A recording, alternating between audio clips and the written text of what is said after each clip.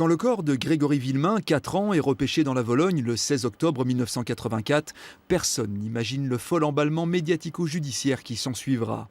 Cette lettre, attribuée au Corbeau, focalise toute l'enquête. C'est la clé de voûte de toute l'affaire Grégory. Sans elle, l'affaire Grégory part dans des directions complètement différentes. Une étude graphologique et surtout les accusations de Muriel Boll, sa belle-sœur, qui finira par se rétracter, désignent Bernard Laroche, le beau-frère de Jean-Marie Villemain, comme le coupable. Il est mis en examen par le juge Lambert, puis innocenté. Persuadé de sa culpabilité, Jean-Marie Villemain l'abattra d'un coup de fusil le 29 mars 1985. Je te dis que j'ai tué Laroche. Et il m'a dit, je te jure, je voulais pas la tuer, je voulais parler, mais il n'a pas voulu. Puis c'est au tour de Christine Villemain d'être accusée de l'assassinat de son fils sur la foi de 3 témoignages de collègues de travail. Devant l'absence d'éléments tangibles, elle bénéficie d'un non-lieu le 3 février 1993.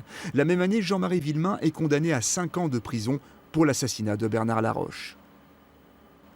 En 2000, l'enquête est réouverte sur la base de l'analyse ADN de la salive sur le timbre. L'échantillon s'avère inexploitable. La cour d'appel de Dijon clôt définitivement l'instruction de l'affaire. Puis la réouvre en 2009. De nouvelles analyses sur les scellés, notamment les cordelettes, mettent en évidence des traces d'ADN, mais aucune ne correspond à celle des protagonistes de l'affaire.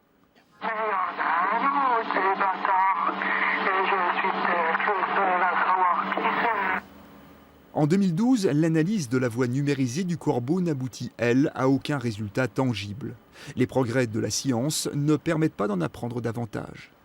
Les 3 arrestations de ce jour permettront peut-être de connaître enfin la vérité sur cet assassinat 32 ans après les faits.